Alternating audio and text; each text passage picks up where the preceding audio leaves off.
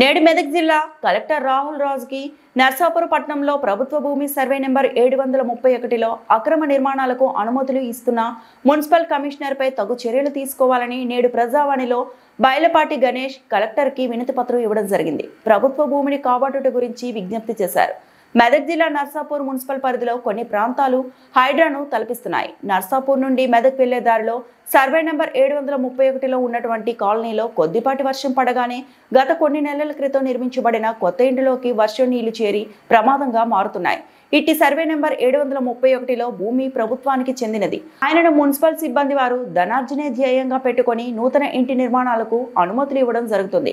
కావున ఇకనైనా మున్సిపల్ సిబ్బంది వారు మేలుకొని ప్రభుత్వ భూమిలో ఎలాంటి ఇంటి నిర్వాకాలు అనుమతులు ఇవ్వకూడదని ప్రభుత్వ భూమిని కాపాడగలరని నర్సాపూర్ ప్రజలు కోరుతున్నారు.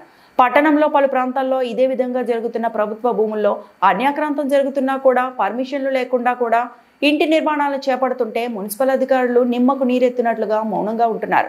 దానికి కారణం ఏంటో తెలియడం లేదు. ఇప్పటికైనా సంబంధిత అధికారులు హైడ్రా పరిధిలో ఉన్న ఇంటి నిర్మాణాలను వెంటనే ఆపేసి పర్మిషన్లు రద్దు చేయించాలని నర్సాపూర్ పట్టణ ప్రజల కోరిక.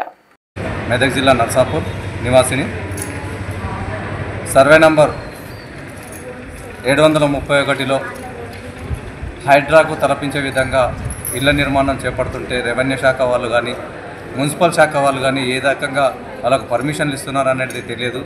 అదేవిధంగా అట్లా హైడ్రాకు వస్తున్న ఇళ్ళని పర్మిషన్లని క్యాన్సల్ చేస్తూ వాటిని నిర్మిస్తున్న వాళ్ళ పట్ల తగు చర్య తీసుకోవాలని చెప్పేసి నేడు కలెక్టర్ గారికి ప్రజావాణి కార్యక్రమంలో వినతి పత్రం ఇవ్వడం జరిగింది.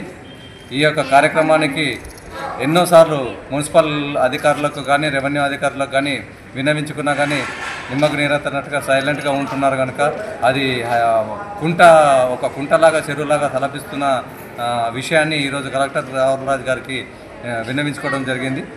ఇలాంటి కార్యక్రమాలకు చేపడుతున్న పర్మిషన్లు దొంగ పర్మిషన్లు ఇస్తున్న వారిని వెంటనే కలెక్టర్ గారు గుర్తించి తగు చర్యలు తీసుకోవాలని చెప్పేసి కోరుచున్నాను. మరిన్ని అప్డేట్స్ కోసం మా ఛానల్ని సబ్స్క్రైబ్ చేయండి.